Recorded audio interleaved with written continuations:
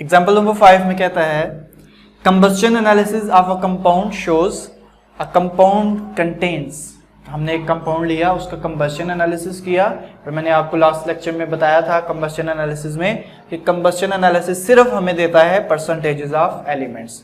तो इससे हमें क्या मिला, कार्बन की परसेंटेज इतनी है 65.44%, हाइड्रोजन है 5.50%, जबकि ऑक्सीजन है 29.06%। और जो मोलर मास है, जो मॉलिक्यूलर मास है उस कंपाउंड का वो है 110.5 110.5 ग्राम पर मोल।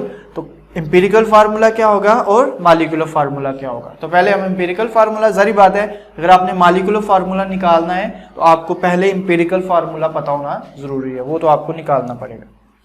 तो सॉल्यूशन देखते हैं इसका। सबसे पहले हम इन परसेंटेजेस की मदद से, पहला स्टेप क्या होता है एम्पिरिकल फार्मूला फाइंड करने का, कि आपने एलिमेंट्स की परसेंटेजेस फाइंड करनी है। तो वो आपको पहले से मौजूद, आपको गिवन है, वो परसेंटेज पहला स्टेप हो गया। सेकंड स्टेप ये होता है कि आपने क्या फाइंड करना है, नंबर ऑफ मोल्स फाइंड करने हैं, हर एलिमेंट का नंबर ऑफ मोल्स। तो फाइंड कर लेते हैं, number of moles of carbon. Carbon जो है वो इतने परसेंट है, तो आपको बताया था मैंने कि परसेंटेजेस को आपने मैस कंसिडर करना है आउट ऑफ 100, तो मतलब आपने इसको ग्राम में लिख लेना है। और इसका मोलर मैस कितना है 12। अब इसके बाद आपने इसको सिंप्लीफाई कर लेना है, तो ये आपके पास इसका आंसर आ जाएगा 5.45 मोल्स। आप फाइंड करें अब number of moles of hydrogen.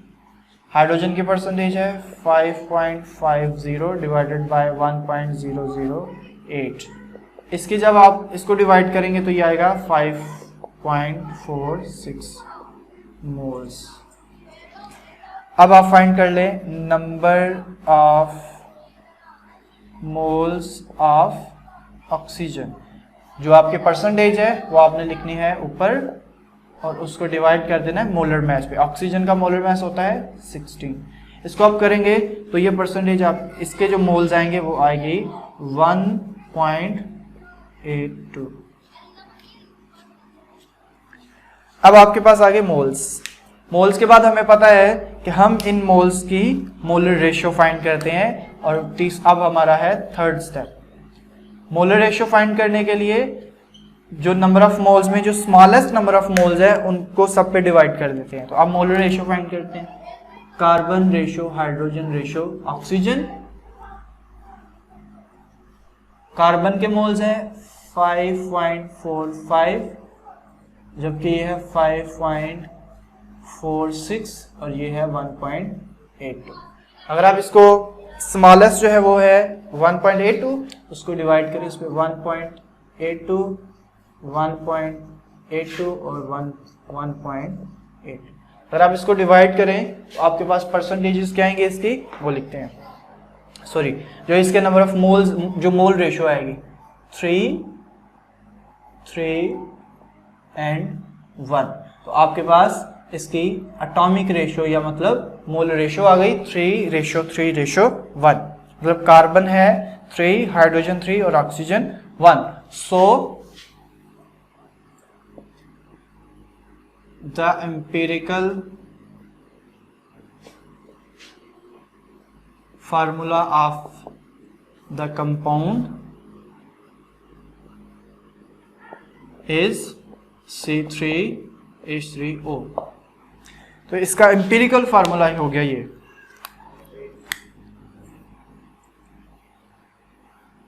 अब हमने देखना है इस एम्पिरिकल फार्मूला से मॉलिक्यूलर फार्मूला कैसे फाइंड करना है।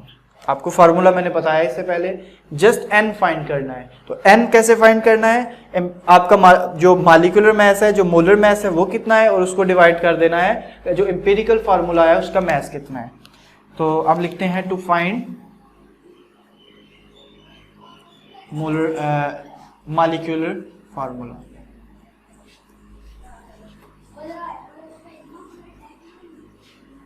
तो मॉलिक्यूलर फार्मूला कैसे आता है, उसका फार्मूला लिखे पहले। molecular formula is equal to n into empirical formula.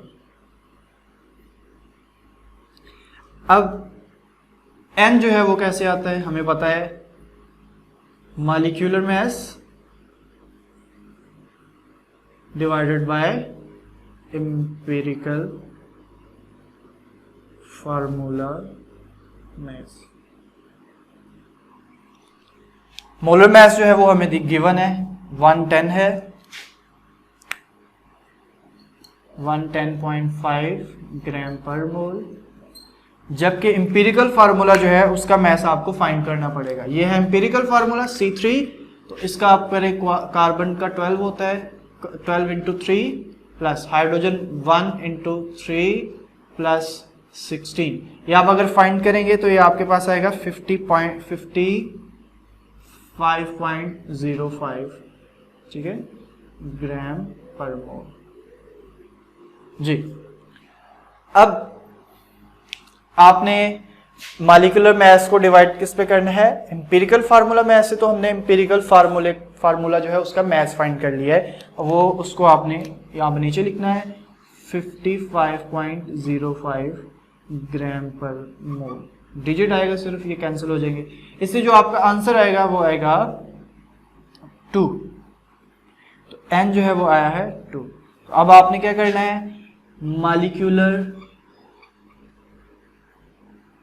Formula is equal to 2 into empirical formula 2 आया है, और empirical formula C3H3O।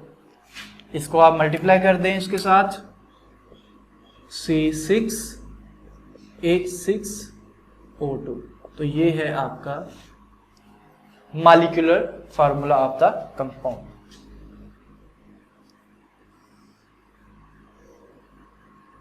So the molecular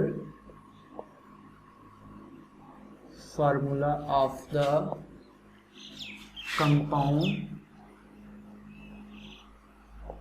is C6H6O।